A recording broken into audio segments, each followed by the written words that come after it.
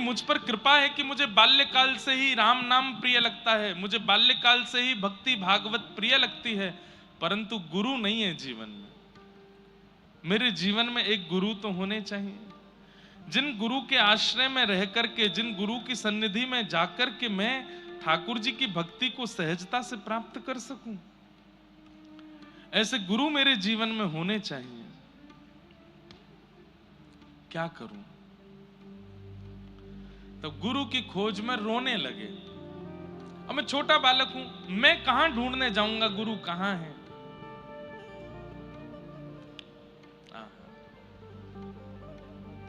बंधुओं, पहली बार जीवन में ऐसा हुआ है, ध्यान से सुनिए। हमेशा सुना गया कि गुरु की सन्निधि में गए हैं तब गुरु ने गोविंद के दर्शन कराए हैं, पर कबीरदास जी के साथ अद्भुत लीला हुई कि गोविंद ने आकर के गुरु का परिचय दिलाया है। गोविंद ने आकर के बताया कि तुम्हारे गुरु कौन है। कैसे? कबीरदास जी रोने लगे गुरु की याद में, और इतना रोने लगे, इतना रोने लगे। क्यों रो रहे हैं? आज मां ने डांटा कबीर को। क्यों? अरे बड़ी बड़ी ज्ञान की बातें करता है। जब हम पैदा हुए जग हंसे हम रोए, ऐसी करनी कर चलो हम हंसे जग रोए। बड़ी बड़ी बातें करता था, अब रो रहा है बेटा बेटा। क्यों रोता है? तब कबीरदास जी बोले, इसलिए रो रहा हूं क्योंकि रोने से जिद पूरी होती है। मैं ठाकुर जी को अपने माता पिता मान करके उनसे रो रहा हूं। संसार का बालक किसी वस्तु के लिए रोता है, खिलौने के लिए रोता है। मैं गुरु के लिए ठाकुर जी से रो रहा हूं कि मुझे गुरु बताओ, मेरे गुरु कौन है? इतना रोए कबीरदास कि आधी रात में आकाशवाणी करके ठाकुर जी को बोलना पड़ा। आकाशवाणी हुई आकाश से, अति ही गंभीर मति सरस कबीर हियो, लियो भक्ति भाव जाति पाति सब टारिये।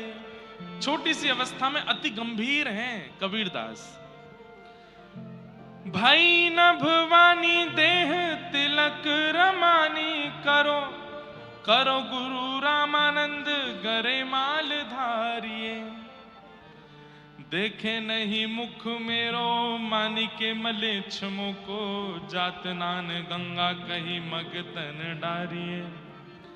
रजनी के शेष में आवेश सो चलत आप, परे पग राम कहे मंत्र सो विचारिये। ऐसी गुरु दीक्षा किसी की नहीं हुई होगी जैसी कबीरदास जी की हुई। ध्यान से सुनो। आकाशवाणी हुई, किसी को सुनाई नहीं दी, केवल कबीरदास जी को सुनाई दे रही है। बंधुओं, आकाशवाणी आज भी होती है। कभी कभी जब आप परम धार्मिक हो जाते हैं, परम सात्विक हो जाते हैं, परम निर्वैर निर्गुण हो जाते हैं, तो एकांत में जब आप बैठते हैं तब आपके मन में ऐसे विचार उत्पन्न होते हैं जो आपने कभी सुने नहीं, कभी कहे नहीं, कभी बोले नहीं। वो आकाशवाणी है। ठाकुर जी आज्ञा देते हैं, ठाकुर जी ही आपको आकर के कहते हैं कि तुम ऐसा करो। आपके मन में घर बनाने की इच्छा हुई, ये आकाशवाणी नहीं है। आपके मन में ब्याह करने की इच्छा हुई, ये आकाशवाणी नहीं है। आपके मन में कुछ धन कमाने की इच्छा हुई, ये आकाशवाणी नहीं है। पर इन सब संसार के विचार व्यवहार के बीच में आपके चित्त में कोई परम धर्म करने की इच्छा हो जाए, ऐसा करना चाहिए, ये आकाशवाणी है। खूब धन हो गया, घर बना लिया, गाड़ी खरीद ली, प्रॉपर्टियां खरीद ली, दुकानें बना ली, ऑफिसेस बना लिए, लेकिन धन अभी भी बहुत है। तो मन में बात आई, चलो कहीं एक आश्रम बनाते हैं जहां संत सेवा हो सके। अपना नाम नहीं देंगे उसमें, अपने प्रचार के लिए धर्म का कार्य कर रहे हो, वो भी आकाशवाणी नहीं है। मेरा नाम ना आवे लेकिन मेरी सेवा से कुछ परोपकार हो जाए, ये आकाशवाणी। मन में आधी रात बैठे थे और इच्छा प्रकट हो गई कि चलो तिरुपति बालाजी, मन तड़प रहा है दर्शन करने के लिए, ये आकाशवाणी है। ठाकुर जी तड़प रहे हैं आपको देखने के लिए। मन में इच्छा हो गई। हर बार तो गाड़ी से गए हैं ऊपर तिरुमला, अब की बार पैदल जाएंगे, और पैदल चल करके उत्साह में हंसते खेलते नाचते गाते हुए, ये आकाशवाणी है। आज तक कभी एकादशी का व्रत नहीं किया, लेकिन अचानक मन में इच्छा हो गई कि अब एकादशी करनी है। और एकादशी भार के रूप में नहीं, अरे व्रत है मैं तो पिज्जा नहीं खा सकता, मैं तो आज रोटी नहीं खा सकता, अरे मेरे मित्र का जन्मदिन है मैं तो इसमें कुछ खा नहीं सकता। नहीं, इतने उत्साह में आकर के आप एकादशी करते हैं कि आज तो मेरी एकादशी है, परम प्रसन्न होकर के व्रत करते हैं। यह आकाशवाणी के द्वारा की गई क्रिया है। जीवन व्यतीत हो गया, अब इच्छा हो गई कि गुरु जीवन में आने चाहिए, और जिनकी वाणी, जिनका स्वरूप, जिनकी उपस्थिति से चित्त पवित्र हो रहा है, ऐसे किसी का चिंतन करके मन में भाव आ जाए कि इनसे दीक्षा चाहिए। यह आकाशवाणी है। आकाशवाणी मतलब क्या है? भगवान के प्रति जो प्रेरणा आपके चित्त में प्रकट होती है वो आकाशवाणी से होती है, ठाकुर जी की कृपा से होती है। आपकी मन की वाणी तो संसारी क्रिया कराती है, ये आकाशवाणी है, हरिवाणी है, जो आपको भगवत मार्ग की ओर ले जाती है। हम चेन्नई में रहते हैं, व्रज बहुत दूर है यहां से, बार बार नहीं जा सकते, तो क्या करें, अपने घर को ही व्रजमंडल बना लेते हैं, अपने घर को ही अष्ट सखियों की महल, अपने घर को ही श्री ठाकुर जी का निकुंज बना लेते हैं। प्रवेश करने से अंत तक ऐसा लगे कि ये व्रज का ही कोई गांव है, ऐसी भावना से घर का निर्माण कर दिया। ये आकाशवाणी। तो आकाशवाणी आज भी होती है। भगवत कार्यों के प्रति जो आपके चित्त में प्रेरणा जागृत होती है वो आकाशवाणी से ही होती है। आकाशवाणी करके केवल कबीरदास जी को बता दिया, क्या बताया?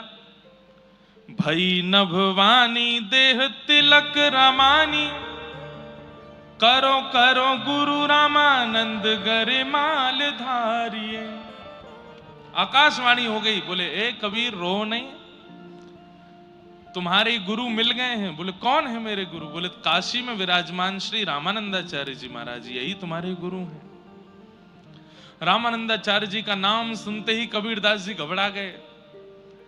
बोले अरे रामानंदाचार्य जी तो म्लेच्छों का मुख भी नहीं देखते, पूरे काशी में हल्ला यही है कि मैं म्लेच्छ हूं, मेरे माता पिता म्लेच्छ हैं, वो तो म्लेच्छों का मुख भी नहीं देखते हैं, फिर मेरी दीक्षा कैसे होगी उनसे? अब देखो आकाशवाणी एक एक क्रिया बता रही है। क्या? बोले भई नभवानी दे तिलक रमानी। बोले तुम एक काम करो। बोले क्या? अपने अंग पर तिलक धारण करो, सिर पर रामानंदी तिलक धारण करो, 12 तिलक अंग पे धारण करो, और क्या करो? गरे माला धारिये, गले में कंठी माला पहन लो, तिलक धारण कर लो, और श्री रामानंदाचार्य जी के पास चले जाओ। बोले देख नहीं मुख मेरो मानिके मिलेच्छ मोको, मेरा मुख नहीं देखेंगे वो मिलेच्छ जान के। जात नान गंगा कही मन तने डारिये। अरे वो किसी मिलेच्छ का मुख देख भी लेते हैं तो तुरंत गंगा स्नान करने जाते हैं, वो मुझे दीक्षा कैसे देंगे? तब आकाशवाणी कहती है ध्यान से सुनो कबीर, क्या करना है। रजनी के शेष में आवेश सो चलत आप, कहीं भोर होकर के म्लेच्छों का मुख ना देखना पड़ जाए, इसलिए रामानंदाचार्य जी आधी रात में गंगा स्नान करने जाते हैं। ध्यान से सुनिएगा, आकाशवाणी बता रही है। बोले ऋषि रामानंदाचार्य जी आधी रात में गंगा स्नान करने जाते हैं, लगभग 2-3 बजे गंगा स्नान करने जाते हैं कि कहीं किसी म्लेच्छ का मुख ना देखना पड़ जाए। बंधुओं, भारत पर अंग्रेजों ने शासन किया, अंग्रेजों से पहले मुसलमानों ने शासन किया, मुसलमानों से भी पहले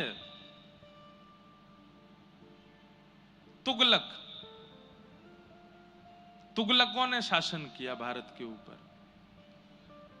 आज हम लोगों की जो स्थिति इतनी, चाहे इकोनॉमी के रूप में हो, चाहे हमारे व्यवहार के रूप में हो, चाहे आज अब तो भारत ग्रोइंग कंट्री बनता जा रहा है दिन ब दिन, पर हमारी इतनी बुरी स्थिति की किसने? शासन इतना किया है भारत के ऊपर, ऐसे ऐसे आक्रांताओं ने। श्री रामानंदाचार्य जी के चरित्र में आता है कि अगर रामानंदाचार्य जी पृथ्वी पर नहीं आते तो भारत की दशा आज जो है इससे भी ज्यादा बुरी हो गई होती। क्यों? म्लेच्छों को, तुगलकों को जितना इन्होंने परिवर्तित किया, जितना इन्होंने ज्ञान दिया, जितना इन्होंने भगाया भारत से, उतना कोई आचार्य नहीं भगा पाए। इसलिए रामानंदाचार्य जी बड़े पूजनीय हैं। सब आचार्य पूजनीय, साक्षात राम जी ही रामानंदाचार्य जी के रूप में आए। तो बोले कि वो सुबह स्नान नहीं करते हैं गंगा जी में, रात में स्नान करने जाते हैं, कहीं म्लेच्छों का मुख ना देखना पड़ जाए। इसलिए तुम क्या करो? बोले क्या करूं? बोले जहां रामानंदाचार्य जी रहते हैं वहां से गंगा जी के नीचे उतरने वाली घाट की जो सीढ़ियां हैं वहीं पे सो जाओ और उल्टे सो जाना, लेट जाना। जैसे ही वो नीचे उतरेंगे उनका चरण तुम्हारे अंग पर पड़ेगा और उनके मुख से जो शब्द निकलेगा उसी को गुरु मंत्र मान लेना, हो जाएगी तुम्हारी दीक्षा। रजनी के शेष में आवेश सो चलत आप, पैर पग राम कही मंत्र सो विचारी है। देरी मत करो, जल्दी करो। आधी रात का समय, तुरंत श्री कबीरदास जी ने स्नान किया, द्वादश तिलक अपने अंग पर धारण किए, गले में कंठी माला पहन ली, जो गुरु प्रदान करते हैं वो अपने आप धारण कर लिया। पहुंच गए पंचगंगा घाट, जहां श्री रामानंदाचार्य जी निवास करते थे, और जहां से घाट के लिए नीचे सीढ़ियां जाती हैं वहीं जाकर के लेट गए। सीधे नहीं लेटे, पट्ट लेटे, उल्टे लेटे। क्यों? मेरा मुख देखेंगे तो कहीं म्लेच्छ जान करके अपशब्द ना बोल दें, इसलिए मुख नहीं दिखाऊंगा। लेट गए। रामानंदाचार्य जी निकले और बड़ी तीव्रता से जाते थे कि कहीं मैं स्नान करके लौटाऊं, इस बीच में कोई म्लेच्छ ना आ जाए। और जैसे ही रामानंदाचार्य जी सीढ़ियों से उतरने लगे, इतने में ही चरण पड़ा, और कबीरदास जी के ऊपर जैसे ही चरण पड़ा, रामानंदाचार्य जी को लगा पता नहीं कौन आ गया नीचे। जोर से उछल करके चिल्लाने लगे, राम राम राम राम राम राम राम राम। तुरंत कबीरदास जी ने प्रणाम किया और सुन करके मधुर वाणी अपने गुरुदेव को चुपके से देख करके वहां से भागे, नाचने लगे, नृत्य करने लगे, नेत्रों से अविरल अश्रुधार बहाने लगे। पायो जी मैंने राम रतन धन पायो जी। ये पद तो मीराबाई का है, पर कबीरदास जी की जो स्थिति है उसमें फिट हो रहा है, इसलिए मैं गा रहा हूं। पायो जी मैंने राम रतन धन पायो जी मैंने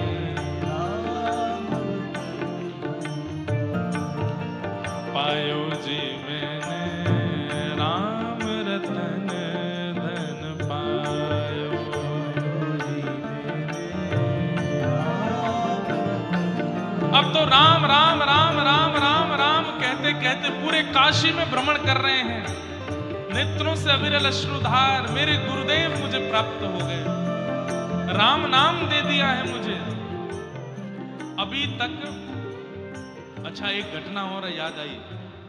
कबीरदास जी अपने घर पहुंचे तो घर पहुंच करके राम राम राम राम चिल्ला रहे थे। मां ने पूछा, ए कबीर, तू इतने दिन से राम राम कहता है, लेकिन आज तेरे राम नाम स्वर में कुछ विलक्षणता क्यों लग रही है? तू रोज राम राम बोलता है, पर आज तेरा राम जब मुख से निकलता है तो तेरे आंखों से इतने आंसू क्यों आ रहे हैं? ये कंठ में इतने करुण भाव क्यों हैं? बोले, मां, मैं जलेबी बना रहा था, पर जलेबी बनानी जिनको आती है वो समझ जाएंगे, उसको केवल तल रहा था, लेकिन पाकर के देखता था तो जलेबी तो है, तली हुई तो है, फूली हुई तो है, पर उसमें रस नहीं था, क्योंकि चाशनी में नहीं डाली थी। ये चाशनी कौन है? बोले, कृष्ण नाम, राम नाम, ये सब जलेबियां हैं। हम बिना गुरु के जब इसका उच्चारण करते हैं तो समझो वो तली भुनी तो है, लेकिन जब गुरु हमारे कान में मंत्र बोल देते हैं तो मानो जैसे उस नाम में चाशनी घुल जाती है, उसमें स्वाद आ जाता है। आज गुरुदेव ने नाम सुना दिया है तो अब राम नाम चाशनी बन गई है। माँ, अब जितनी बार उच्चारण कर रहा हूं उतनी बार धनुर्धारी राघवेंद्र सरकार मेरे सामने प्रकट हो रहे हैं। माँ, मैं क्या बताऊं? वस्तु अमोलक दई मेरे सदगुरु, वस्तु अमोलक दई मेरे सदगुरु, वस्तु अमोलक तई मेरे सद्गुरु,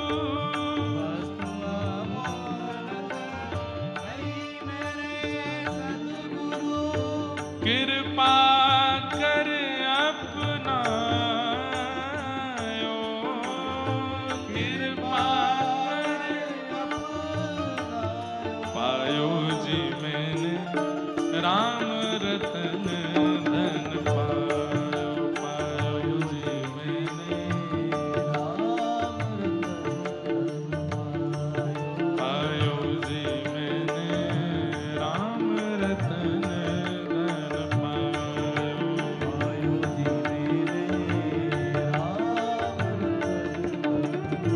और माँ दुनिया के लोग कैसी वस्तु देते हैं, उसका खर्च होने का, लूटने का भय रहता है, लेकिन मेरे गुरुदेव ने ऐसी वस्तु दी है, आहा, खर्च न खूटे चोर न लूटे, खर्च न खूटे चोर न लूटे, खर्च न खूटे चोर न लूटे, खर्च न खूटे चोर न लूटे, हे दिन दिन बढ़त सवायो। ऐसे आकाशवाणी के द्वारा आपकी गुरु दीक्षा श्री रामानंदाचार्य जी से संपन्न हुई। बंधुओं, श्री कबीरदास जी अब तो तिलक धारण कर लिए, गले में कंठी माला पहन लिए, अब तो प्रेम से राम नाम और ऊंचे स्वर में गाते थे, खूब भाव से भजन करते थे। एक बार एक राजा, ये मुगल शासन के तुगलक राजा आदि, तुर्की के राजा आदि, ये सब लोग भारत में आते थे क्योंकि यहाँ बड़े बड़े सिद्ध संत रहते थे, और वो सिद्ध संत अपने भजन के प्रताप से करते तो वो भजन का प्रताप ही थे, लेकिन वो इन लोगों को चमत्कार लगता था। मरे हुए को जीवित कर देना, बिना धन के, बिना किसी के बड़े बड़े महल खड़े कर देना, ऐसे ऐसे सब क्रिया।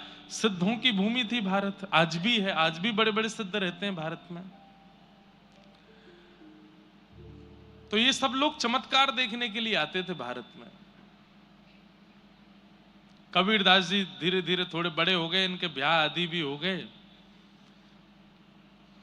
इनके एक पुत्री थी और एक पुत्र था।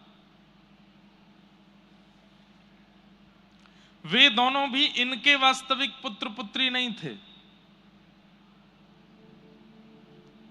उनके विषय में भी कथा आती है कि एक बार एक राजा यहां पर चमत्कार देखने के लिए आया, तो राजा ऐसे नहीं कहते कि चमत्कार दिखाओ, कोई परिस्थिति बिगड़ी दिखती तो वहां ले जाके सिद्धों से बोलते कि इसको सही करके दिखाओ, नहीं तो हम तुमको मार देंगे। तो एक बालक, उसकी गंगा जी स्नान करते समय मृत्यु हो गई, और जैसे ही उसकी मृत्यु हुई तो मृत्यु के बाद में खूब वैद्यों ने भी प्रयास किए, बड़े बड़े लोगों ने आकर के उसको जीवित करने का प्रयास किया, कोई जीवित नहीं कर पाया।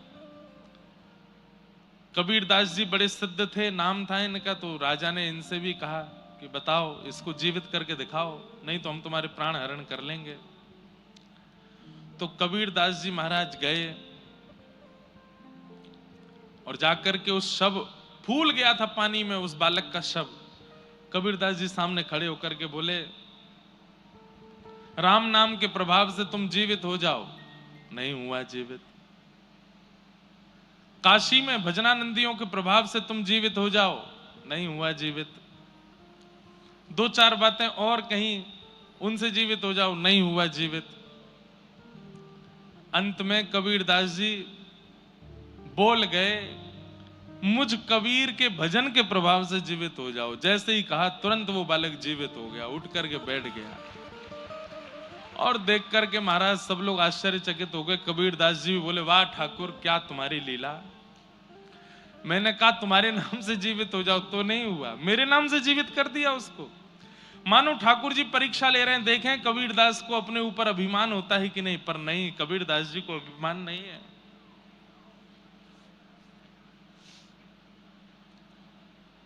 आहा,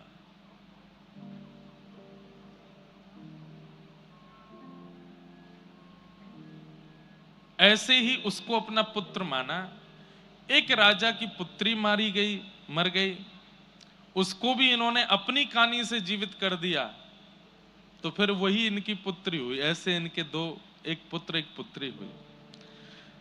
कबीरदास जी की साखी और दोहे पूरे विश्व को बड़े प्रसिद्ध हैं, परंतु एक बात कई लोगों के मन में आती है कि श्री कबीरदास जी महाराज वो केवल ज्ञान परक भक्त थे, भाव परक भक्त नहीं थे।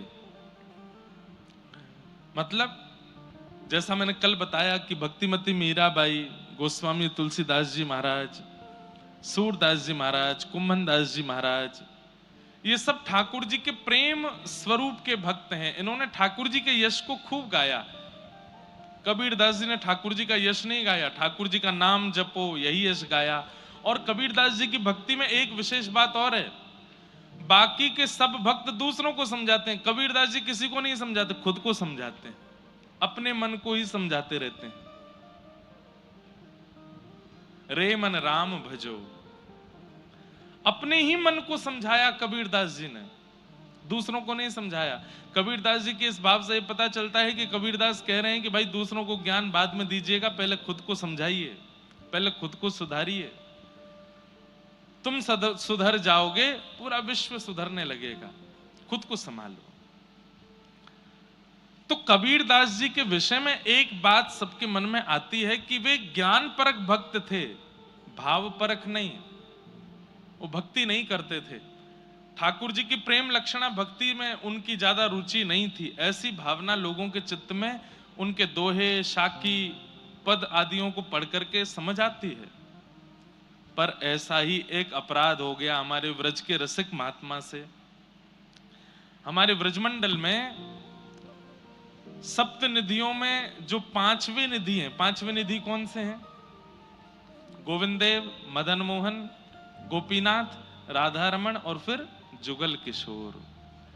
जुगल किशोर जी को किसने प्रकट किया? जुगल किशोर को लाड़ लड़ायो, नवल कुंज ही माही, कुंज निकुंज कीरज धारे, हरि व्यास युगल यश गाय, वृंदावन प्यारो वृंदावन। जुगल किशोर जी को किसने प्रकट किया? हरिराम व्यास। उनका एक बड़ा प्रसिद्ध पद सब पूरी दुनिया गाती है, किशोरी तेरे चरणन की रज पाऊं, जारज को ब्रह्मादिक तरसत, सूरज शीश चढ़ाऊं,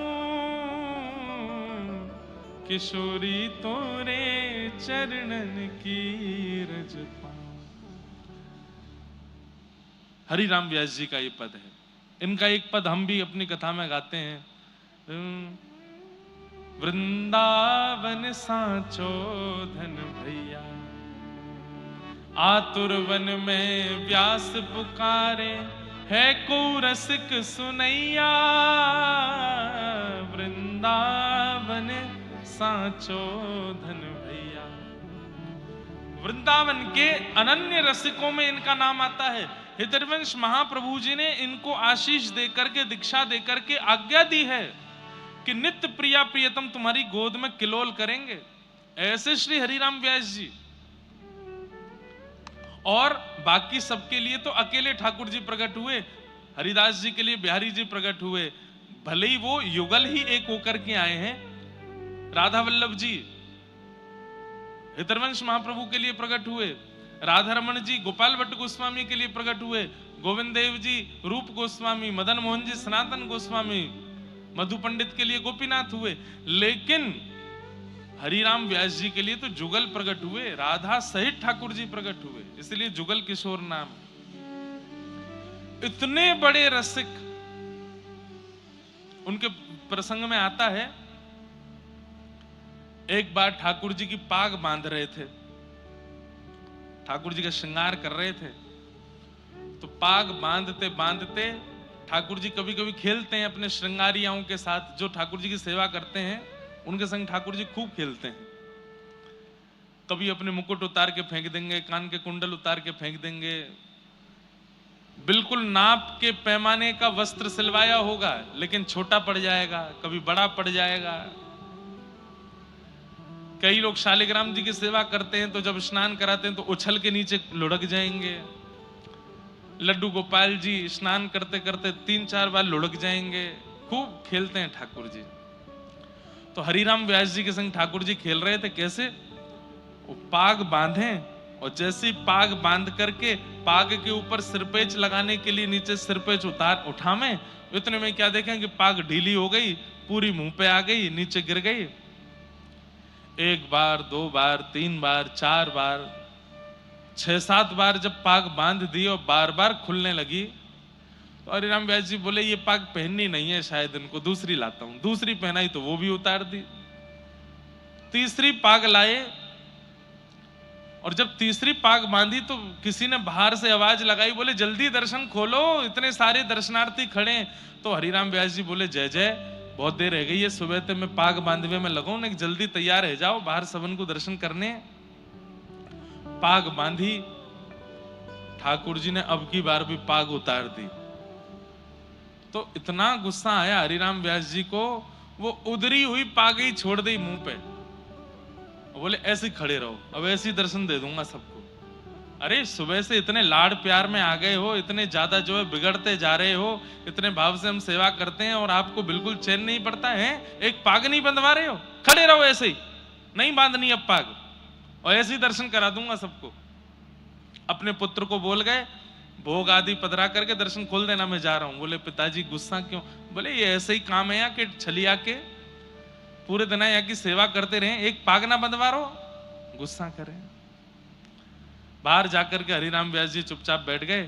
थोड़ी देर बाद भोग प्रसाद होने के बाद जैसे ही पर्दा खुले, आहा लोग बाग जय जयकार करने लगे, मनोहर झांकी, मधुर झांकी, आहा आज ठाकुर जी कितने सुंदर लग रहे हैं, आज ठाकुर जी कितने प्यारे लग रहे हैं। तो हरिराम व्यास जी बोले ये लोग मुझ पे व्यंग कस रहे हैं, ये लोग जरूर मेरे ऊपर व्यंग कस रहे हैं, टेढ़ी मेढ़ी पाग है, पाग पूरी खुल गई है तो मुझ पे व्यंग मार रहे हैं कि देखो आज कितने बढ़िया ठाकुर जी सजे। कोई दर्शनार्थी बाहर आया रोता रोता, बोले व्यास जी आज की झांकी तो नेत्रों से जा ही नहीं रही है। बोले सच बता? बोले और नहीं। बोले उधरी वही पाग में तुमको बड़ी बढ़िया लग रहे हैं ठाकुर जी। बोले उधरी वही पाग, आज ना तो मुख दिख रहा है, ना चरण दिख रहे हैं, ना हाथ दिख रहे हैं, आज तो दृष्टि पाग पे ही अटकी भैया, इतनी सुंदर पाग ठाकुर जी पहन के खड़े। भीतर जाकर के जैसे हरिराम व्यास जी ने देखा तो क्या पाया, आज इतनी सुंदर पाग और उस सुंदर पाग के ऊपर 10-15 मोर पंख ऐसे लटका करके ठाकुर जी ने इतनी सुंदर पाग। पुत्र को बुलाया, हरिराम व्यास जी बोले तूने बांधी पाग? बोले नहीं पिताजी, आप जैसी छोड़ गए थे वैसी थी, पता नहीं कैसे बांध ली। तुरंत हरिराम व्यास जी के नेत्र बंद हो गए और नेत्र बंद होते ही मन में झांकी प्रकट हुई, क्या कि जैसे ही ये, अरे सुनो तो बात, चेन्नई वारेन की जय हो, बात तो सुनो पूरी। मन में झांकी प्रकट हुई कि पाग बंधी कैसे, तो नेत्र बंद करके जब देखा तो क्या पाया कि मैं तो उधरी भाई पाग छोड़ के बाहर चलोगे और गुस्सा में। तब प्रिया जी, तब किशोरी जी आई और किशोरी जी ने आकर के देखी, हैं ऐसे बुरे बावड़े से बन के खड़े हो ठाकुर जी, ये पाग क्यों नहीं बांधी? बोले आज मोए आपके हाथन से बदवावे को मनो, या हमारे हरिराम व्यास को परेशान कर रहे हो, अब आप आए गई हो, अब आप ही बांधो। तो आज की पाग किशोरी जी ने बांधी है ठाकुर जी को, इसलिए इतनी सुंदर लग रही है। देख करके हरिराम व्यास जी झूमने लगे, नृत्य करने लगे। ऐसी हमारी किशोरी जी, ऐसी हमारी प्रिया जी। तो बंधुओं कभी कभी ठाकुर जी बहुत परेशान करें श्रृंगार करावे में, तो श्रृंगार उनके अंग पे पधरा दो और किशोरी जी को ध्यान करो, हे लाडली जी ये आपसे ही श्रृंगार करावेंगे, आप ही आके श्रृंगार करो। और ऐसी भावना करके 10 मिनट बाद हाथ में इत्र लगा के, हे किशोरी जी आप ही हस्त कमल में आके विराजमान है जाओ। आप जैसे ही श्रृंगार करोगे ठाकुर जी देखना एक वस्तु भी नीचे नहीं गिरेंगे, तुरंत उस श्रृंगार को स्वीकार कर लेंगे, तुरंत स्वीकार।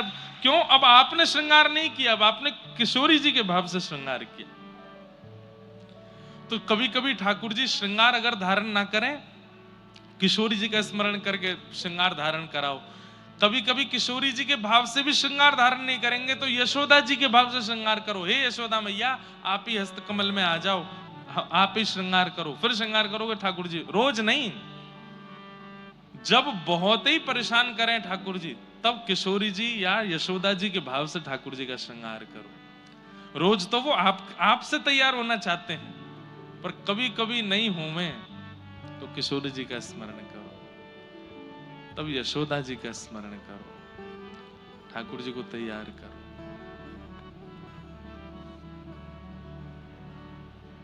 तो हरिराम व्यास जी इतने बड़े रसिक संत, एक बार एक सभा में भक्तों की चर्चा हो रही थी तो किसी ने कबीरदास जी का नाम लिया। कबीरदास जी के भगवत धाम गमन के बहुत वर्षों बाद हुए हरिराम व्यास जी। तो जब सभा में कबीरदास जी का नाम हुआ तो हरिराम व्यास जी उठ करके बोले, भैया देखो एक हमारी बात सुनो।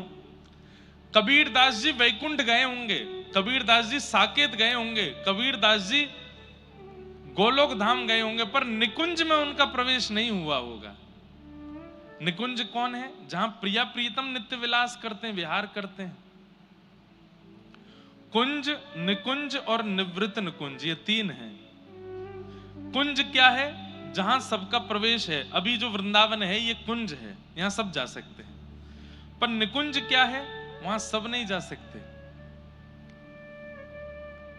अच्छा एक बात और, कुंज और निकुंज में दृष्टि का परिवर्तन है। जैसे अभी आप वृंदावन जाते हो तो आपको कुंज का दर्शन होता है। कुंज में आपको गलियां भी दिखती हैं, कुंज में आपको ठाकुर जी भी दिखते हैं, कुंज में आपको वृक्ष भी दिखते हैं, यमुना जी भी दिखती हैं, ब्रजवासी भी दिखते हैं, भीड़ भी दिखती है, कचौड़ी भी दिखती है, लस्सी भी दिखती है, पेड़ा भी दिखते हैं। पर जब आपकी दृष्टि निकुंज वाली हो जाएगी ना आपको भीड़ दिखेगी, ना आपको गलियां दिखेंगी, ना आपको गंदगी दिखेगी। आपको केवल रसिक ही रसिक दिखाई देंगे, प्रिया प्रियतम दिखाई देंगे और उनका नित्य महल दिखाई देगा। ये समझ जाओ। अब आप निकुंज में, अब आपसे कोई बुराई भी करेगा ना, भाई बहुत भीड़ है वृंदावन में तो हम तो पिच गए भीड़ में, आप कहोगे कहां भीड़ है? अरे 10-15 रसिकों की टोली डोल रही है, सबके मुख पर राधा कृष्ण है, आपको कुछ भी दोष नहीं दिखेगा। फिर तो समझो अब आपकी दृष्टि निकुंज देख रही है। और जिस दिन निवृत्त निकुंज दिखने लगेगा उस दिन कुछ भी नहीं दिखेगा। जित देखूं उतित राधे श्याम, राधे श्याम। हर वृक्ष में कृष्ण दिखने लग जाएंगे, हर कण कण में किशोरी जी दिखने लग जाएंगी। वृंदावन का पल्लव पल्लव, वृंदावन की वृक्ष वल्लरियां, सब में आपको केवल प्रिया प्रियतम दिखाई देंगे। हमारे व्रज के रसिया गाते हैं, हमारे व्रज के रास में गाते हैं कि निकुंज में जब आ जाओगे तो कैसी दृष्टि हो जाएगी। ये देखो श्याम, ये देखो श्याम, यही तो है मेरे जीवन प्राण। नैनाभिराम पंख मुस्कान, नैनाभिराम पंख मुस्कान। बोह मरोड़ लजावत काम, बोह मरोड़ लजावत काम। ये देखो श्याम, ये देखो श्याम, यही तो है मेरे जीवन प्राण। ये देखो श्याम, ये देखो श्याम, यही तो है मेरे जीवन प्राण। सब जगह ठाकुर जी दिखेंगे, कोई अच्छा कोई बुरा नहीं दिखेगा, सब जगह केवल श्याम सुंदर। ये निकुंज दृष्टि है। निवृत्त निकुंज दृष्टि। समझ गए? कुंज निकुंज निवृत्त निकुंज। अभी आप क्या देखते हो? जाओ कल वृंदावन होके आओ, परसों आकर के हमें बताना क्या देखा। महाराज जी बहुत भीड़ थी, रिक्शा घूम रहे थे, टमटम वाले घूम रहे थे, कहीं कहीं लस्सी भी बढ़िया मिल रही थी, कहीं पेड़े भी थे, कहीं पर चीले बन रहे थे, कहीं पर क्या बोलते हैं उसको, क्या बोलते हैं, कचौड़ी बन रही थी, कहीं समोसे बन रहे थे। बिहारी जी भी बढ़िया लग रहे थे पर भीड़ बहुत थी। राधा वल्लभ जी भी सुंदर लग रहे थे पर भीड़ बहुत थी। राधा रमन जी में तो पांव रुकने की जगह नहीं थी। इसका मतलब आप कुंज देख करके आए हो, पर निकुंज देख करके आते तो आपको केवल और केवल रसिकों के दर्शन और श्री प्रिया प्रियतम। अरे महाराज, जन्माष्टमी का दिन था और एक भाई हाथ में एक थैला लिए घूम रहा था वृंदावन में, उसमें 1.5-2 लाख रुपए पड़े थे। तभी एक बंदर आया, बंदर ने आकर के वो थैला छीन लिया उससे, और थैला छीन करके ले गया आकाश ऊपर किसी छत पे। और बंदरों का तो काम है, उनको क्या पता नोट क्या है। बंदर ने वो थैला वेला फाड़ के सारे नोट निकाले और सब ऐसे ऐसे करके उछालने लगे। वहां भीड़ लग गई नीचे महाराज लोगों की, 500-500 के नोट लोग लूट लूट के ले जा रहे, बंदर लुटा रहा ऊपर से। और जिस व्यक्ति का वो बैग लुटा था वो नाच रहा था। किसी ने उससे कहा, भाई तेरे 1.5-2 लाख रुपए उड़ा दिए, तू नाच रहा है? बोले आज जन्माष्टमी है, मैं तो कंजूसी कर रहा था बांटने में, ठाकुर जी ही आए हैं और आकर के देखो पूरी बधाई लुटा रहे हैं। ये क्या है? निकुंज दर्शन। अब उसकी दृष्टि में वो बंदर नहीं है, उसकी दृष्टि में वो 1.5 लाख बर्बादी नहीं है। उसकी दृष्टि में क्या है? बोले आज जन्माष्टमी है, मैं तो कंजूसी कर रहा था बांटने में, ठाकुर जी ने ही योजना बना करके लुटवा दिए सबरे, बधाई हो कह करके नाचने लगा। ये निकुंज दर्शन है। और निभृत निकुंज कैसा होता है?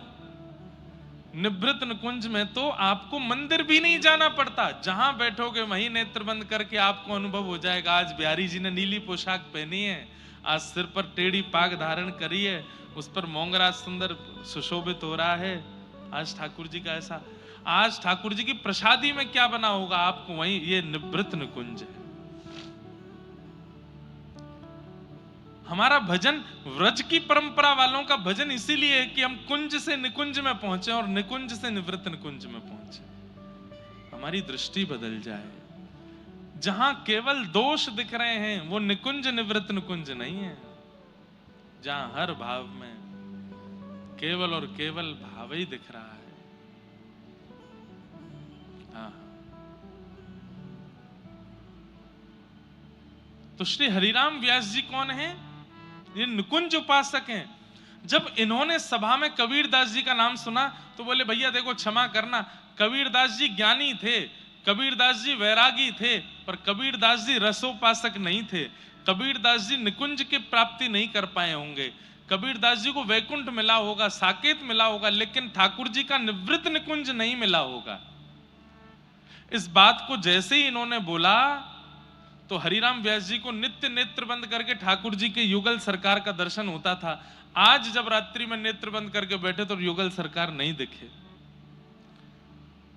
मन में विचार किया ठाकुर जी व्यस्त हैं इसलिए नहीं दिख रहे। अगले दिन सुबह फिर चिंतन किया, फिर नहीं दिखे। 4-5 दिन तक ठाकुर जी का अनुभव नहीं हुआ तो ये रोते विलखते हुए श्री हितरवंश महाप्रभु के पास गए और जाकर के बोले कि मुझे ठाकुर जी का अनुभव नहीं हो रहा है। तब हरिवंश महाप्रभु ने कहा निश्चित ही तुमने कोई किसी भक्त का अपराध किया है। तब किसी ने बताया, बोले आप 5 दिन पहले एक सभा में कबीरदास जी के लिए कह रहे थे कि उनको निकुंज नहीं मिला। अरे भैया अभी इसी वक्त जाओ, जमुना जी में स्नान करके कबीरदास जी का चिंतन करके उनको प्रणाम करो। हरिराम व्यास जी तुरंत गए, यमुना स्नान करके और श्री कबीरदास जी का स्मरण किया और स्मरण करके फिर उन्होंने कबीरदास जी को वंदन करते हुए उन पर पद लिखा। क्या लिखा? आहा,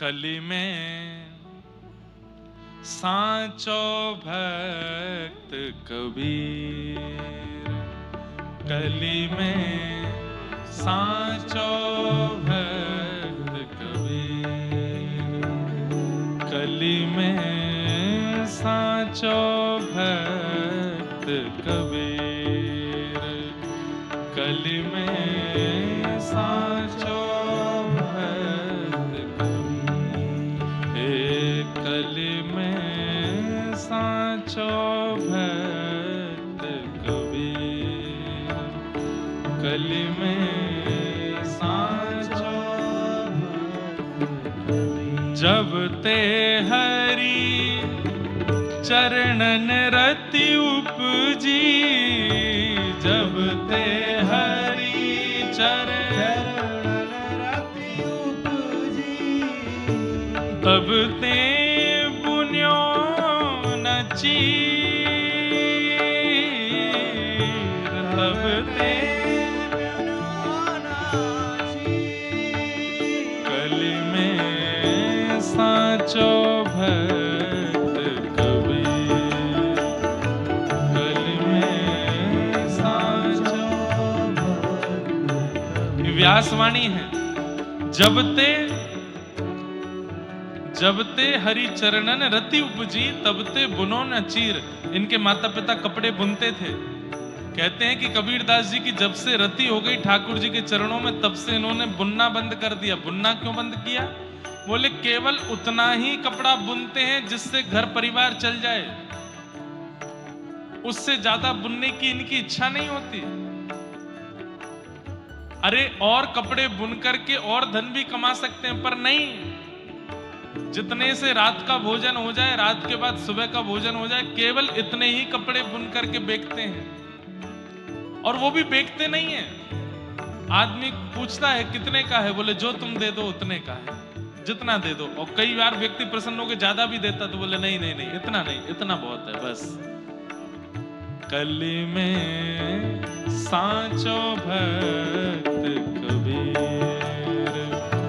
कली में। एक बात तो माननी पड़ेगी भैया, आपको ठाकुर जी ने चुना है तो आपके मन की एक स्थिति बन जाएगी। क्या? आप संग्रह नहीं करोगे, आप लुटाओगे। ठाकुर जी अगर आपको स्वीकार कर लेंगे तो ये जमा करने की इच्छा नहीं हुआ करेगी। ठाकुर जी स्वीकार कर लेंगे तो लुटाने की इच्छा हुआ करेगी, देने की इच्छा हुआ करेगी। अपने ऊपर ऐशो आराम में खर्च करना, उसको मत मान लीजिएगा कि हाँ ठीक है महाराज जी, रात को क्लब में जामे, इतना उड़ाया मैं, सुबह पिए खाएं, उसमें कर दें खर्चा, यही बहुत है। ये भी तो एक प्रकार से खर्चा ही है कि लुटा रहे। नहीं, दूसरों को देने का मन होगा, दूसरों की सेवा में लगाने का मन हो तो समझ जाओ ठाकुर जी ने स्वीकार कर लिया। कली में सांचो भक्त कबीर,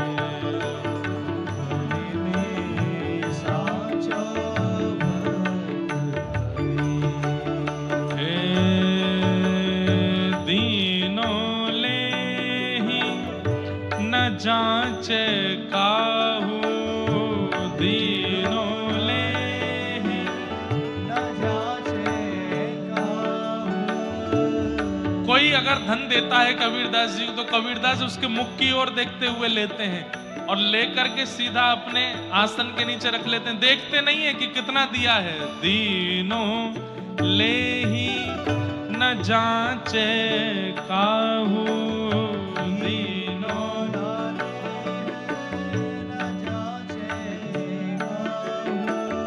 ऐसो मन को धीर, ऐसो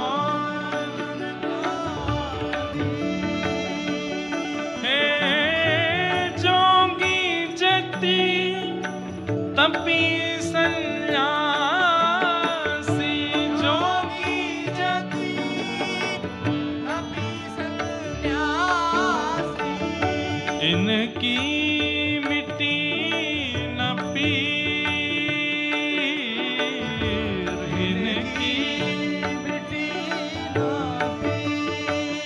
कली में सांचो भक्त कबीर।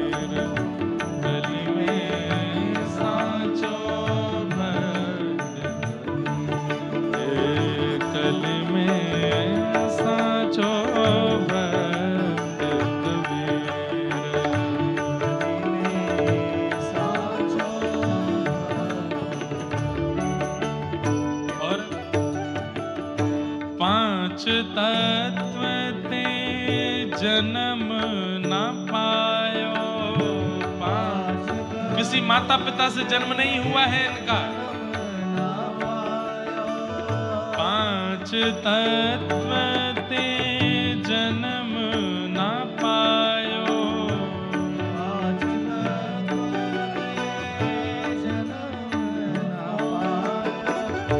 काल न ग्रस्यो शरीर, काल न हे व्यास भक्त को खेत जुला हो। व्यास भक्त को हरि करुणा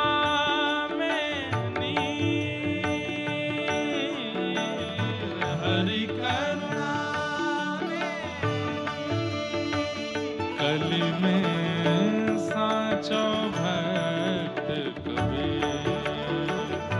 कलि में साचो भक्त कबीर। कलि में साचो भक्त कबीर। कलि में साचो भक्त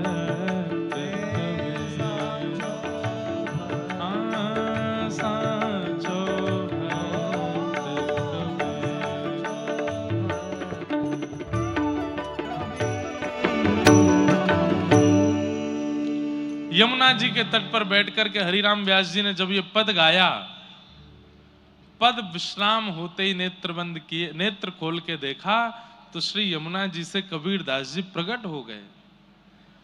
कबीर दास जी के परायण के कम से कम 200-300 वर्ष बाद हरिराम व्यास जी हुए और श्री हरिराम व्यास जी ने पुनः कबीर दास जी को प्रकट कर दिया। कबीर दास जी जब प्रकट हुए तो हरिराम व्यास जी ने चरणों में प्रणाम किया, बोले मुझे क्षमा कर दो, मेरे से अपराध हो गया।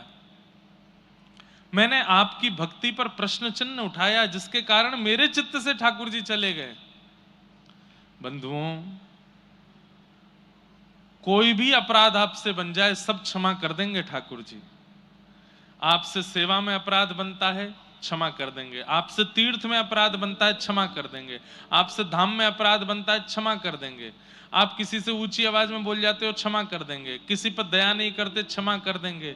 लेकिन कहीं आपने अगर भगवान के भक्तों का अगर अपराध किया तो ठाकुर जी क्षमा नहीं करते। और भक्त अपराध कैसे होता है? किसी की भक्ति देख करके आपने उसका मजाक उड़ाया, बने घूमते हैं भक्त, पाखंडी से लगते हैं, बस हो गया भक्त अपराध। आपने उसको रोका टोका, ये भी भक्त अपराध है। आपने किसी 4 लोगों के बीच में जाके उसकी बुराई की, ये भी भक्त अपराध है। और इतना ही नहीं, आपने ना रोका टोका ना किसी से बोला, मन में सोच लिया। ये जो व्यास जी कथा सुनाने आए थे ना, ये ऐसे ही है, ज्यादा विशेष नहीं है। ये भी भक्त अपराध। मनसा वाचा कर्मणा, तीनों प्रकार से आप भक्त अपराध करते हैं। हमारे बारे में तो यही सोचना ये ऐसे ही है। हम अपने लिए नहीं बोल रहे हैं, हम आपसे एक बात बता रहे हैं। ये भक्त अपराध आपने किया, आप अपनी भक्ति में उसी दिन से गिरावट की ओर चलने लग जाओगे। आपकी भक्ति क्षीण होने लगेगी। फिर भक्ति में गिरावट में सबसे पहले क्या आता है? सेवा में आलस। सेवा करने जाना, अरे यार अभी नहीं कर रहे, हम नहीं कर रहे, तुम कर दो, देख लो, तुम ही देख लो, अब ठीक है चंदन घिसो लगाओ, हम देख लेंगे, दर्शन कर लेंगे, तुम ही कर दो। ये भक्त अपराध का पहला स्वरूप है। भक्त अपराध जब आपसे हो जाता है तो सेवा में आलस्य आने लगता है। भक्त अपराध जब आपसे बन जाता है तो तिलकधारी, शिखाधारी, धोतीधारी, उनको प्रणाम करने में संकोच आने लगता है। ये भक्त अपराध लगने के बाद ऐसी स्थिति बन जाती है। फिर तीसरा, भक्त तो भक्त, भगवान को भी दंडोत करने में फिर शर्म आने लगती है। अब ठीक है, ये ऐसी यही प्रणाम ठीक है, कहाँ लेटो झुको, लेट के प्रणाम करो फिर उठो, इतनी ताकत नहीं बची अब में। हाँ, शरीर से कोई व्यक्ति दुर्बल है उसके लिए बात नहीं, पर शरीर से हिष्ट पुष्ट है तब भी प्रणाम करने में आलस आ रहा है। और चौथा भक्त अपराध जब आपको लगता है तब क्या होता है? प्रसाद के प्रति अवहेलना अच्छा नहीं बना है। मंदिर में जो लड्डू बनता है, भोग बनता है, इसमें सुख नहीं मिल रहा है, अच्छा नहीं है, स्वाद नहीं है, ये भक्त अपराध से होता है। फिर ग्रंथों की अवहेलना, बोले सारे ग्रंथ किसी और ने लिख दिए, इनसे कोई भगवत प्राप्ति आदि नहीं होती।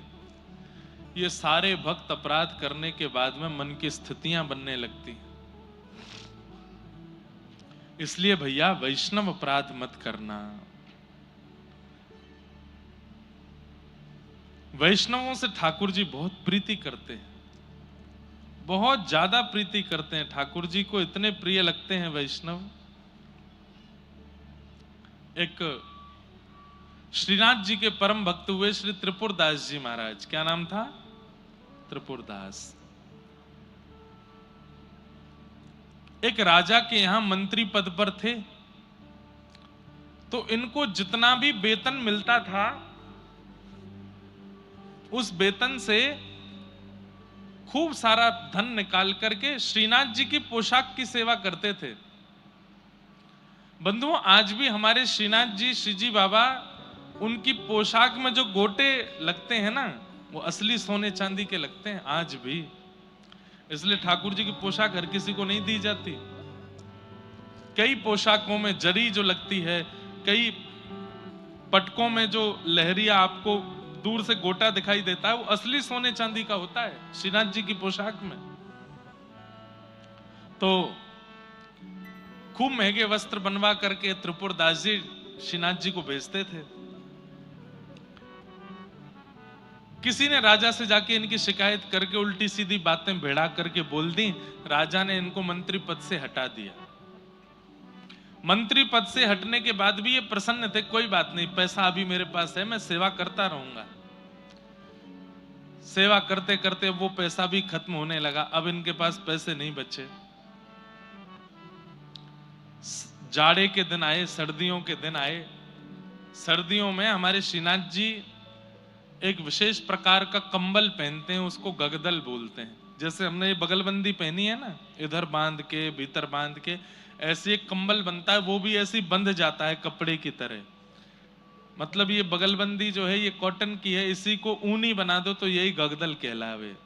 ऐसी गगदल श्रीनाथ जी पहनते हैं। तो श्रीनाथ जी की गगदल जब तैयार हुई,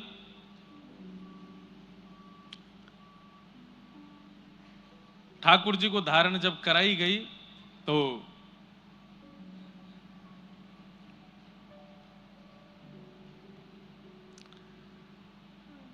नित्य ठाकुर जी पहनते थे। शीतकाल में जाड़ा लगता है ठाकुर जी को। हमारे गिरधर लाल जी अभी चेन्नई आ गए, नहीं तो अभी वृंदावन में होते तो इनके आगे सिगड़ी रखी होती, गगदल पहनी हुई होती, शमामा का हेना का इत्र लगा हुआ होता। यहाँ तो ज्यादा गर्मी है ही नहीं, तो उस भाव से अभी भी थोड़े गर्म वस्त्र तो पहना ही जा रहे हैं। मूजरी पहनाई जाती, चरणों में मोजे, हाथों में मोजे। ठाकुर जी को सर्दी भी ज्यादा लगती है, गर्मी भी ज्यादा लगती है। गर्मियों में इतनी गर्मी लगती है कि एक कपड़ा पहन के डोलते हैं बस, कुछ नहीं पहनते, एक कॉपीन में ही घूमते हैं हमारे ठाकुर जी। और सर्दियों में इतनी सर्दी लगती है, केवल ये दिखता है और कुछ दिखता ही नहीं है, इतना ढक लेते हैं खुद को। अभी वसंत पंचमी आएगी, वसंत पंचमी के दिन ठाकुर जी के मोजे उतार दिए जाते हैं। तो एक बार मैंने किन्हीं आचार्य चरण से पूछा कि आज वसंत पंचमी है, उतनी सर्दी है, अभी कोहरा पड़ रहा है बाहर, आज ठाकुर जी के मोजे क्यों उतार दिए? उन्होंने इतना सुंदर भाव बताया, बोले मोजे इसलिए उतार दिए ताकि इनके पैरों में जब ठंड लगेगी तो यही कहेंगे गर्मी ऋतु से कि जल्दी आ, मुझको जाड़ो लग रहा है, मेरे मोजा उतार दिए।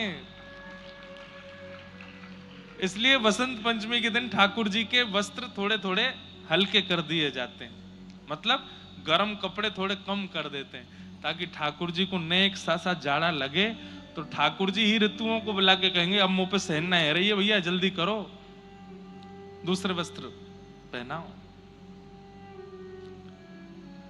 तो गगदल श्रीनाथ जी पहनते हैं।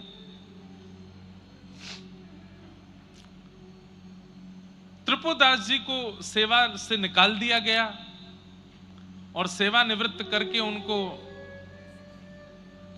घर में छोड़ दिया, तो धीरे धीरे पैसे खत्म हो गए। बढ़िया साटन के कपड़े, बढ़िया ऊनी कपड़े तो धन से आते हैं, अब इतना धन है उन पे है नहीं। तो उन्होंने मन में विचार किया कि श्रीनाथ जी कपड़े की क्वालिटी नहीं देखते, वो तो भक्त का भाव देखते हैं।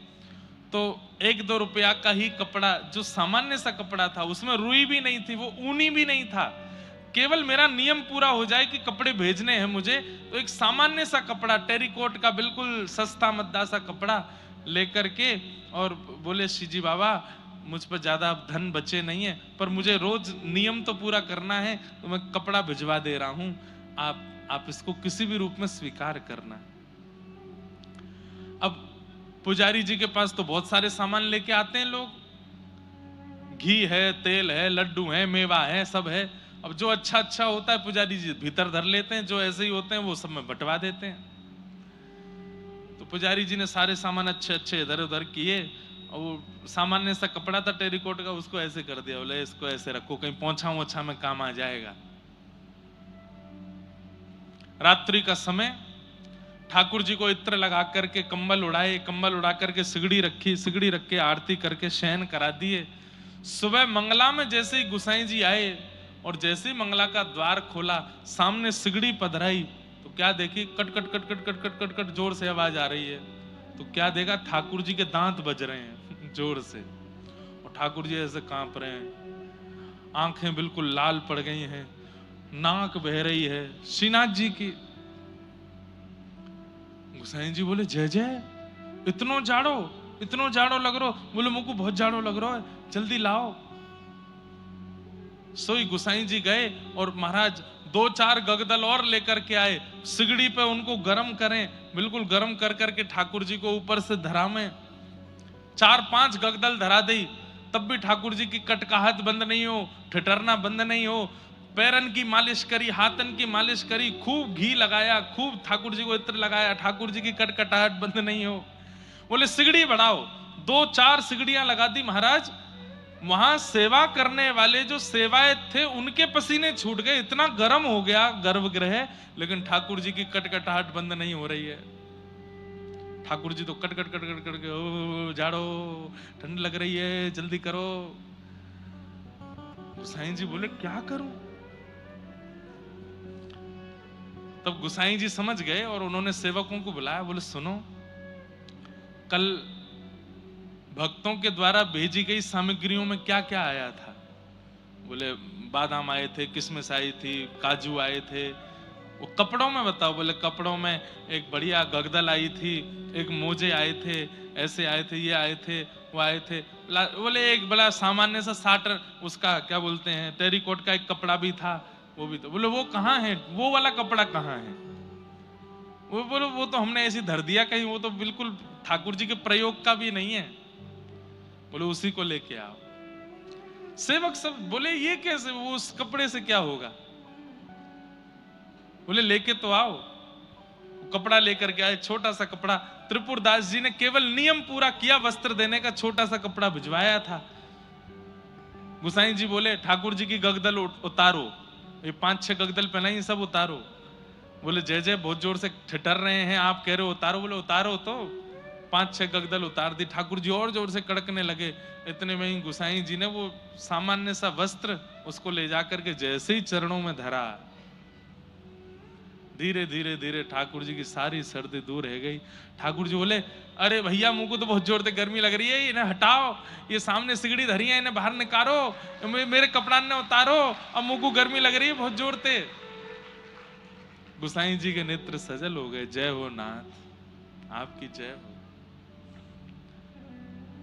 और सब सेवकों को समझाते हुए कहा, वस्तु का मूल्य कितना है, वस्तु कितने महंगे रत्नों से बना है, वस्तु में कौन सी क्वालिटी का वस्त्र और रुई का इस्तेमाल किया, हम देखते हैं, ठाकुर जी ने। ठाकुर जी की शीतता तो एक टेरिकोट का कपड़ा दूर कर रहा है, क्योंकि त्रिपुरदास ने भाव से भेजा है। ठाकुर जी तो वही देखते हैं।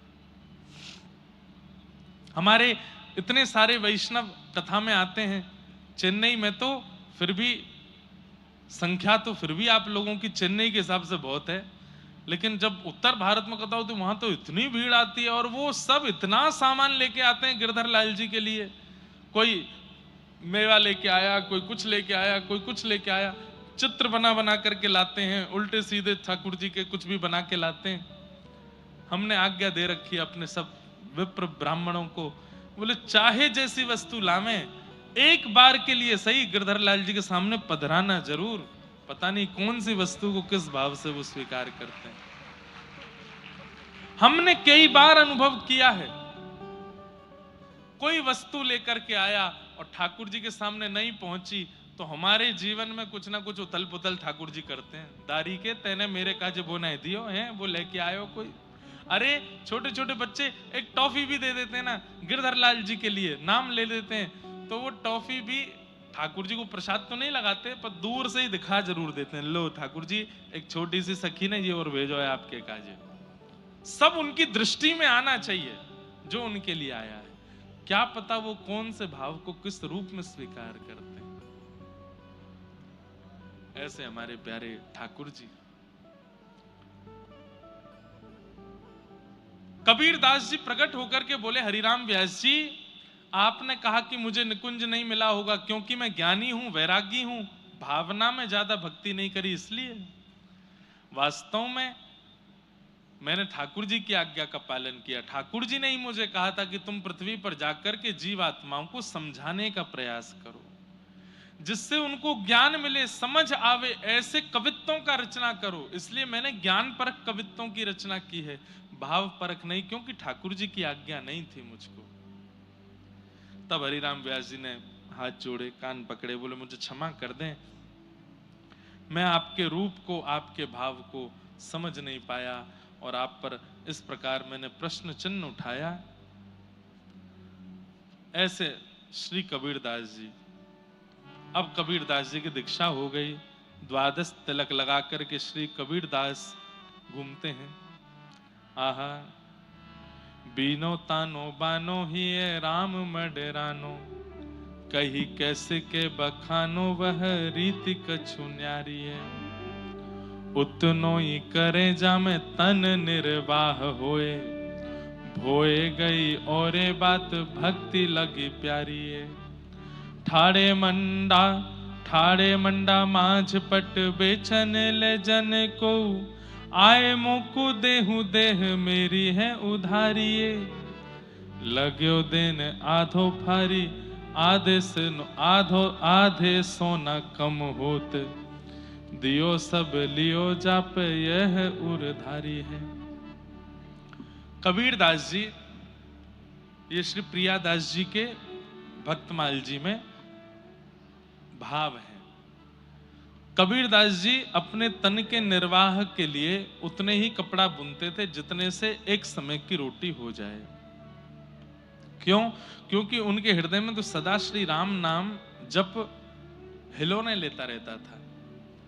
वो राम नाम की कमाई करते थे, राम नाम जितना हो सके इकट्ठा हो जाए इसका विचार करते थे, और उनके चित्त में सदा राम लीला चलती रहती थी, इसलिए वे ज्यादा किसी कार्य में व्यस्त हो नहीं पाते थे। उनकी उपासना की रीति बड़ी विचित्र और सबसे न्यारी थी। उसका वर्णन कैसे करें, अर्थात वह वाणी से वर्णन का विषय नहीं है, अनुभव की वस्तु है। जिसने उनका दर्शन किया होगा, अनुभव किया होगा, उसी को वो समझ में आ सकता है। निरंतर उसी आराधना में लगे रहते थे। एक बार बाजार में कपड़ा बेचने के लिए गए, एक साधु आपके पास आकर के बोला कि मुझे कपड़ा दीजिए, मेरे पास पहनने के लिए कुछ नहीं है, मेरा शरीर उघारा पड़ा हुआ है। तब आप उसे आधा थान फाड़ करके देने लगे तो उसने कहा इस आधे थान से मेरा काम नहीं चलेगा। तब कबीर दास जी ने कहा यदि पूरा थान लेने का निश्चय आपने अपने मन से किया है तो लीजिए, ये पूरा थान ले लीजिए। पूरा ही दे दिया, सब कुछ दे दिया। ऐसे श्री कबीर दास जी दानी, मैंने बताया ना कथा में अभी कि ठाकुर जी चित्त में आ जाएंगे तो आपका संग्रह का मन नहीं हुआ करेगा, बांटने की, देने की इच्छा चित्त में ज्यादा प्रकट हुआ करेगी। आहा, ऐसे श्री कबीरदास जी।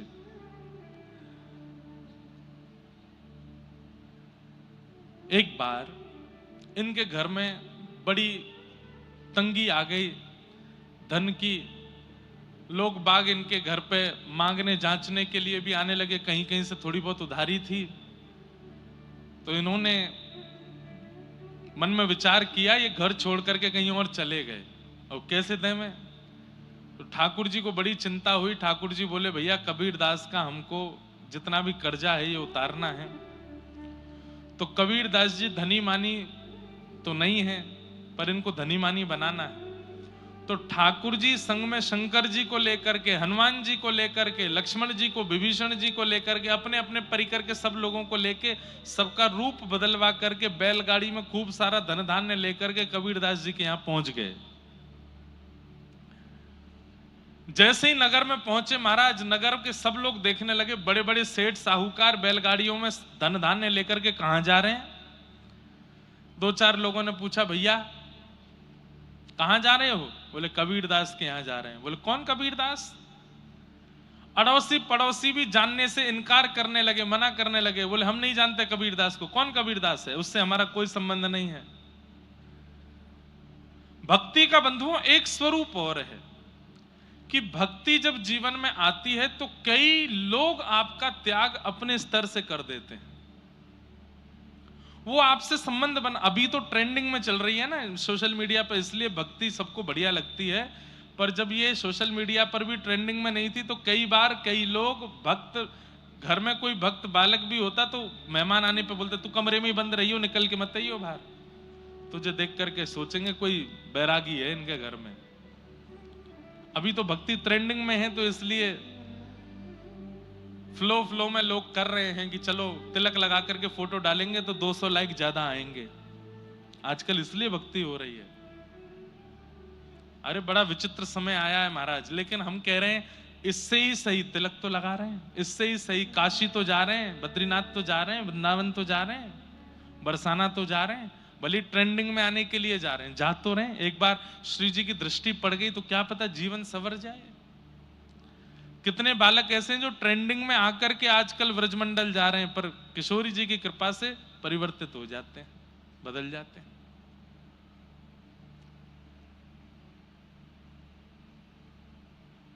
हाँ, तो पहले के समय में तो लोग भक्तों को अपना रिश्तेदार बताना भी स्वीकार नहीं करते थे। भगवान सब अपनी मंडली के साथ में पहुंच गए, रूप बदल करके, खूब सारा धन धान्य छिपा करके बैलगाड़ियों में लेके गए, कपड़ों की परत से छिपा रखा है। जैसे ही पहुंचे जाकर, अरे भैया कोई कबीरदास का घर जानता है? सब बोले हम नहीं जानते। कौन कबीर? कौन कबीर? हमें नहीं पता। तब कबीरदास के घर के सामने जाकर के ही इन्होंने देखा, बोले यही है शायद कबीरदास का घर। सब लोग अपने गली गली में बाहर निकल के देख रहे हैं, बोले इतनी सारी बैलगाड़ियों में सामान कबीर के घर क्यों आया है? ठाकुर जी ने गेट खटखटाया तो कबीरदास जी की माता जी ने गेट खोला। बोले कौन है भैया आप? बोले हम सब कबीर के दास हैं, हम सब कबीर जी के दास हैं, उन्हीं की कृपा से हमारी सब रोजी रोटी चल रही है। उनका बहुत सारा धन हमारे पास था, वो देने के लिए आए हैं। बोले भैया कोई और कबीर होगा, हमारा कबीर किसी का स्वामी नहीं हो सकता, हमारा कबीर तो जगत का दास है, उसका वो उसके दास कौन हो गए? बोले नहीं नहीं हम कबीर के दास हैं। बोले भैया कोई और कबीर होगा, हमारे यहाँ तो एक समय की रोटी बन जाए वही बहुत बड़ी बात है, इतना धन धान्य हमारे घर नहीं आ सकता। तो ठाकुर जी बोले आपका पुत्र ही कबीर है जिससे हमें मिलना है। बोले आपको कैसे पता कि मेरा ही पुत्र है? बोले अच्छा वो रामानंदाचार्य जी का शिष्य है। रामानंदाचार्य जी का शिष्य कबीर तो एक ही है, वो इनका बेटा ही है। इन्होंने कहा हाँ वो तो हमारा बेटा ही है।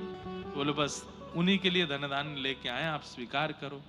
बैलगाड़ियों के ऊपर से जैसे ही वस्त्र हटाए महाराज, सोने चांदी हीरे जवाहरात रत्नों से भरी हुई बैलगाड़ियां देख करके सारे पड़ोसी आ गए और सब आकर के ठाकुर जी से बोले बचपन में हमारे संग खेलता था कबीर, हमारी थाली में ही भोजन करता था, मेरी माताजी के हाथ का निकला हुआ छाछ पीना तो उसको बहुत प्रिय लगता था। हमारा मित्र सखा है हमारा। कितने स्वार्थी जीव हैं। जब तक धन नहीं है, धान्य नहीं है, तो कौन कबीर, कहां का कबीर, कैसा कबीर हम नहीं जानते। पड़ोसियों ने भी इनकार कर दिया, और जैसे ही पता चला इतनी बैलगाड़ियों का धन ये कबीरदास जी के लिए आया है, तो सबने अपने संबंध बता दिए।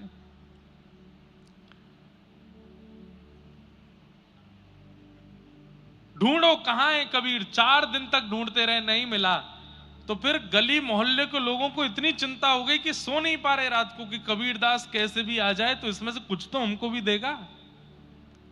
आहा, गए जन 2-4 ढूंढे के लेवाए लाए, आए घर सुनी बात जानी प्रभु पीर को, रहे सुख पाए कृपा करी रघुराए दई, छीन में लुटाए सब बोली भक्त वीर को। जैसे ही घर आए, आकर के देखा कि माँ ने बताया, मैं बहुत सूक्ष्म में बता रहा हूं, बहुत बड़ा चरित्र है कबीरदास जी का। ये सारा धन धान्य तुम्हारे सेठ दे करके गए। कबीरदास बोले तुम्हारे दास दे के गए। कबीरदास बोले मेरे दास कौन है? बोले बढ़िया थे, सांवले सलोने से रूप थे, ऐसे सुंदर नेत्र थे, आदि आदि सब बताया। समझ गए, बोले कि ये ठाकुर जी की लीला है, ठाकुर जी सब करके गए। पूरे अड़ोसी पड़ोसी सब बाहर खड़े हो गए थे। बोले कि कबीर बचपन में भूल गया, हम कैसे तुझको लेके जाते थे, वहां खेलते थे तेरे साथ में, ऐसा करते थे, तो याद है तुझको? चल, अरे भाई चल, दोनों चल रहे हैं, दूध पी के आएंगे। कबीरदास बोले वाह, 15 दिन पहले गालियां दे रहे थे मुझको, लात मार मार के अपने घर के बाहर से भगा देते थे, अब जो मेरे संग दूध पीने जाओगे? इतना धन धान्य दिख रहा है इसलिए। पर कबीरदास जी बोले कि भैया ये जितना धन आया है एक भी घर में नहीं रहेगा। घर वाले रोने लगे, अरे कबीर कुछ तो रख लो। बोले ना, एक भी नहीं रहेगा। तो क्या करेंगे? रहे सुख पाए कृपा करी रघुराए दई, ये ठाकुर जी ने दिया है। छिन्न में लुटाए सब बोली भक्त भीर को। काशी विश्वनाथ का दर्शन करने के लिए भारी भीड़ जा रही थी, बिंदु माधव जी का दर्शन करने के लिए भारी भीड़ जा रही थी। उस भीड़ के सैलाब में गए और जाकर के जितने सोने चांदी हीरे जवाहरात है सब लुटा दिए, उनको सब दे दिए। बोले ठाकुर जी ने दिया है भैया, बढ़िया सब धन धान्य लो, काशी में चकाचक आनंद करो, सबको बंटवाई दिए। घर वाले देखते रह गए और कबीरदास जी ने सब लुटाई दिया। दियो छोड़े तान बानो सुख सरसानो ही किए रोष धाये, सुन विप्रत जी धीर है, क्यों रे तू जुलाई धन पाए ना बुलाए हमें, शूद्रनी को दियो जावो कहे यो कबीर को। बड़े बड़े ज्ञानियों ने आकर के रोष किया कि तेने हमको धन नहीं दिया, अपनी जाति के लोगों में ही सब बांट दिया। कबीरदास जी बोले भैया ठाकुर जी का धन था, ठाकुर जी की कृपा से प्राप्त हुआ, ठाकुर जी के जनों में ही मैंने वितरण कर दिया। आपको मिला नहीं मिला उसके लिए मैं क्षमा मांगता हूं, मैं और कुछ व्यवस्था करके आपको दे दूंगा, पर अभी आप मुझे क्षमा करें। इस प्रकार कबीरदास जी का जीवन चलता रहा। इतने त्याग के, इतने वैराग्य के, इतने भाव की मूर्ति श्री कबीरदास, उनको हम बारंबार प्रणाम करते हैं, बारंबार वंदन करते हैं। ऐसे कबीरदास जी का पावन चरित्र, जहां कहीं भी कोई कबीरदास जी से रुष्ट हो जाता तो ठाकुर जी कबीरदास जी के रूप में जाकर के उन सबको प्रसन्न करते थे।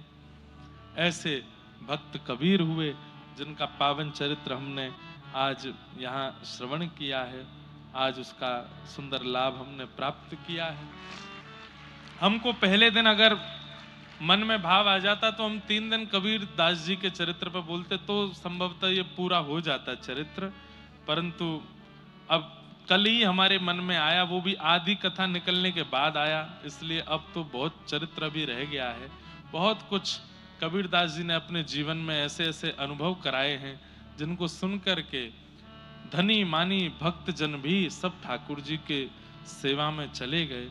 ऐसे श्री कबीरदास जी को हम बारंबार प्रणाम करते हैं, उनके बारंबार वंदन करते हैं। उनके महान निर्वाण के संबंध में ये दोहा प्रसिद्ध है कि 1549 में मगहर कीनो गोन, अगहन सुदी एकादशी मिलियो पौन में पौन, वर्णन आया है कि गोस्वामी तुलसीदास जी को बहुत पश्चाताप होता था कि मैंने श्री कबीरदास जी का दर्शन नहीं किया। इसका मतलब कबीरदास जी गोस्वामी जी से भी पूर्व के पृथ्वी पर आए थे, कि मैंने कबीरदास जी का दर्शन नहीं किया।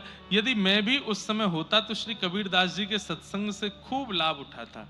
अगर कबीरदास तुलसीदास जी भी मिल गए होते तो शायद पृथ्वी उसी समय विश्राम ले लेती, सब लोग, सब जीवों का कल्याण हो जाता।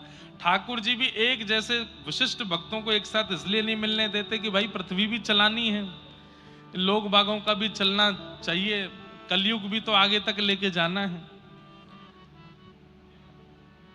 तो खूब आनंद लेते, लेकिन उनका दर्शन उनको प्राप्त नहीं हो पाया। ऐसे श्री कबीरदास जी कब अंतर ध्यान हो गए और कहां उनका विलीन हुआ शरीर, कोई इसको देख नहीं पाया।